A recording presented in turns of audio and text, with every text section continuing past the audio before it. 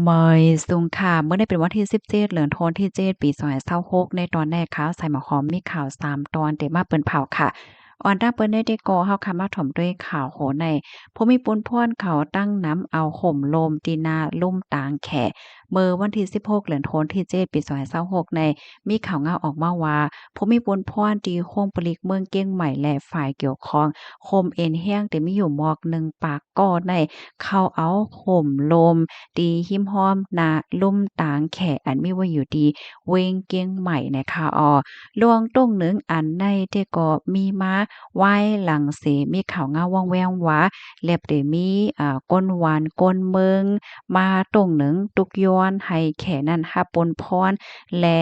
จัดการแก่ฤทธิ์คะเนาะลวงตีอันหบโทพันกองโง่นในแม่น้ำโกกเฮ็ดจังไหนคะ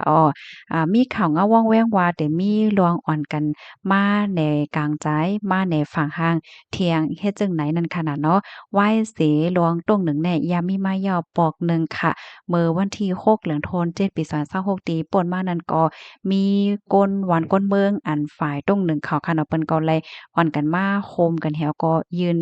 มันเพิ่นลีกว่าจังในนั้นขณะเมื่อนั้นๆมันก็มีเปิ่งเป็นสุกซักกว่าแหวก็ถึงตีเฮ็ดให้มีก้นอันออกมาในกลางใจนั้นและรับรองตั้งเจ็บกว่า2ก่อเฮ็ดจังไหนก้อยกะว่าจังหือก็เหย้าเมื่อวานในแต่ดอกบ่ถึง11โมงกลางวันก็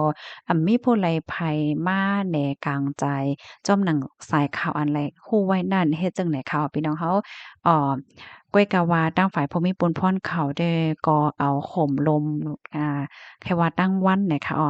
เมื่อว่าในค่ะนะข้อมูลตอนนี้ก็ค่ะเลยเป็นมาที่ห้องการข่าวเกี้ยงใหม่ต่างไว้ค่ะพี่น้องเฮาเขาถ่อมข่าวเงาโหนแนวหันถึงจังหือพวงเนี่ยค่ะ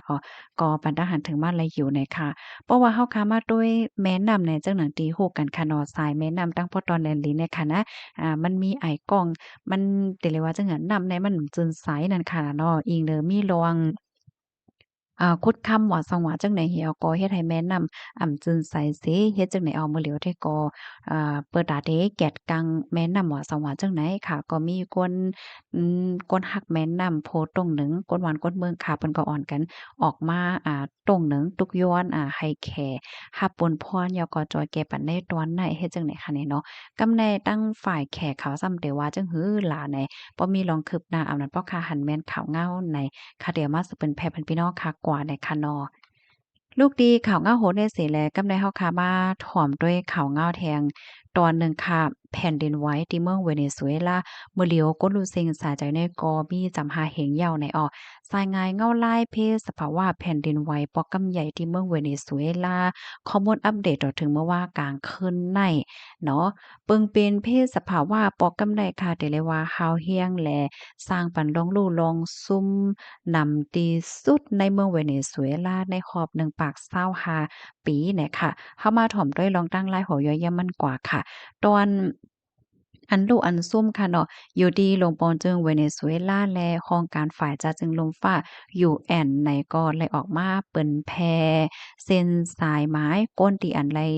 หับพรตุ่มย้อนในข้าวตั้ง3วงตีป่นมาค่ะก้นรูซิงสายใจในเป็นอยู่4เฮง8ปากเศร้าเกาก็คาล่ำว่าเส้นสายไม้อันในเตจางเพิ่มขึ้นมาเทียงอยู่ในย้อนก็เพราะว่าก้นที่อันหายว่าสว่าจังไหนก็ยังตึกมีอยู่เพราะมีปนพรเขาเนี่ยก็ยังตึกมีหลวงสืบซ่อมหาอยู่เคยๆใหญ่ๆเนี่ยค่ะก้นอันแรกรับรองตั้งเจ็บซ้ำมีอยู่16,000เหงเจ็ดปาก40ก่อในก้นที่อันแรกรับรองตั้งจอยเถียมยาวมี6เหง4ปาก62ก่อค่ะก้นวันก้นเมืองอันห้ามตีอยู่ด้านเศร้าในทีเอมันมีอยู่17,000เหงกับปากปลาย7ก่อในค่ะย้อนก็เพราะว่าเฮิรนเยจึกเขานั่นไหนมันไหลลู่ไหลก่อยกว่าเหย้าในเสและจึกเขาก้อยไหลกว่าอยู่ไว้ดีคงเศร้าโจข้าวว่าจังไหนค่ะ เปิงเป็นแผ่นดินไหวในได้ก่อเกิดขึ้นเป็นกว่าเมื่อวันที่24เดือนธันวาคมปี2026ดีป่นมาข้าวยามโหค่ำมอก6โมงจำหนังข้าวยามในปื้นตีเนี่ยเปิงเป็นแผ่นดินไหวในปอกกำในเนี่ยมันไหว2ปอก2กำมือเหลียวกันเฮ็ดจังแหนนะปอกกำที่1เนี่ยมันไหวแฮง7.2แมกนิจูดค่ะข้าวยามสืบมาเนี่ยไหวเที่ยง7.5แมกนิจูดในข้าวตั้งห่างกัน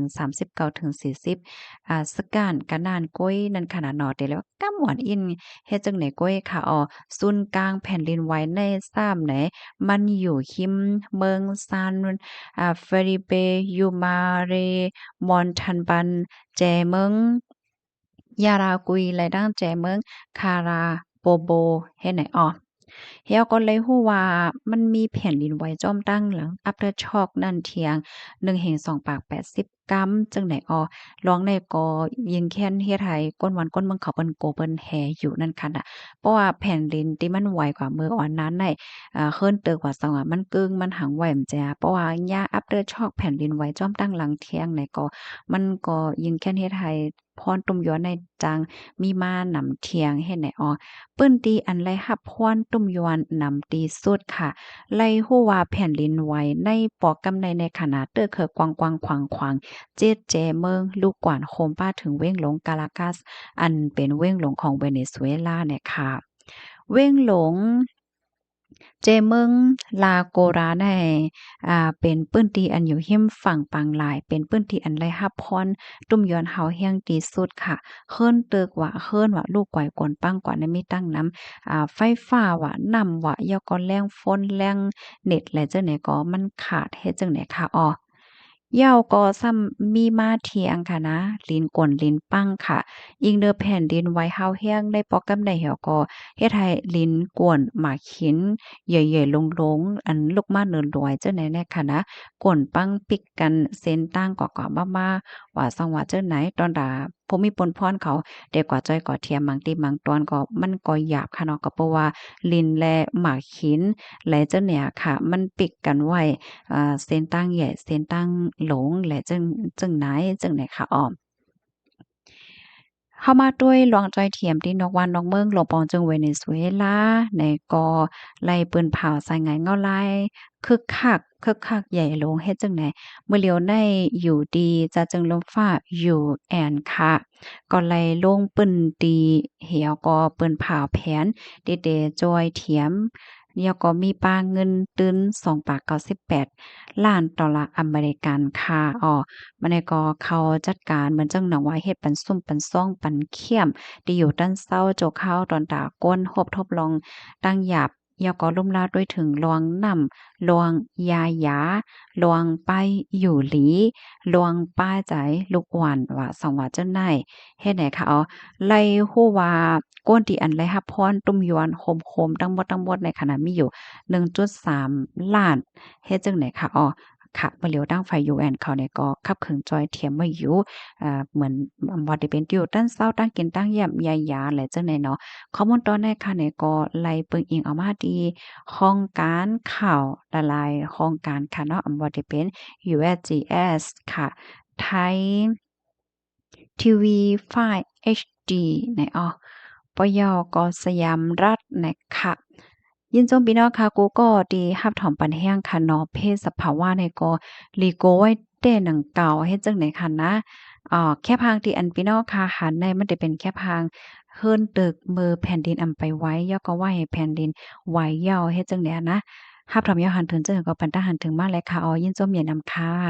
หมอยสูงค่ะ